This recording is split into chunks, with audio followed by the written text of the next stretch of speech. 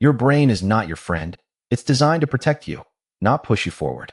It wants safety, comfort, and predictability, even if that means keeping you small forever. Every time you try to grow, your brain triggers resistance to pull you back into comfort.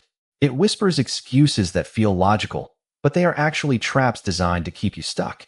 It tells you to wait, to delay, to avoid anything that feels uncomfortable or uncertain. Because discomfort signals risk to your brain, even when that risk leads to growth and success. This is why you procrastinate, not because you're lazy, but because your brain fears change. It prioritizes short-term relief over long-term achievement, keeping you in a cycle of inaction. The more you listen to this voice, the stronger it becomes, slowly taking control over your decisions.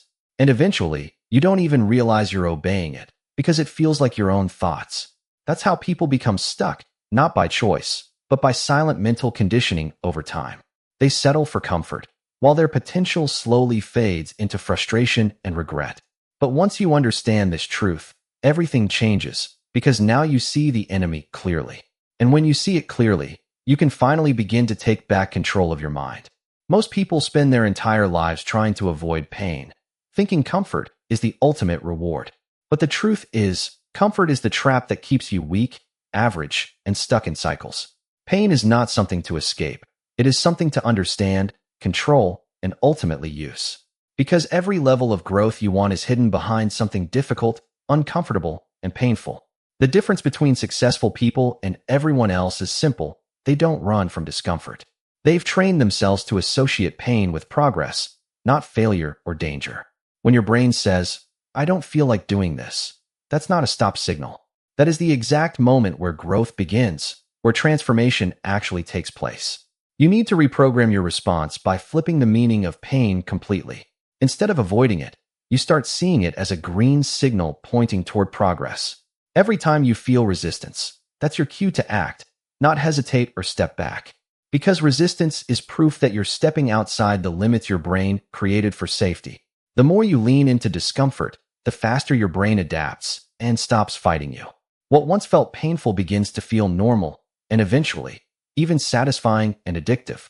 This is how you gain control, not by eliminating pain, but by making it your strongest ally.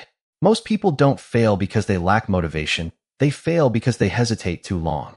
The moment you start thinking too much, your brain creates doubt, fear, and endless excuses instantly. Hesitation is where momentum dies, and once momentum dies, action becomes 10 times harder. That's why you need a simple rule that cuts through overthinking immediately without negotiation. The rule is simple. You have 3 seconds to act before your brain takes control again. 3 seconds before doubt grows, before fear expands, before excuses feel completely believable. So the moment you feel resistance, you count 3, 2, 1, and then you move instantly. No thinking, no waiting, no analyzing. Just pure action that breaks the mental resistance immediately. Because action interrupts fear, and movement shuts down the voice trying to hold you back. The longer you wait, the louder that voice becomes, and the harder it gets to act.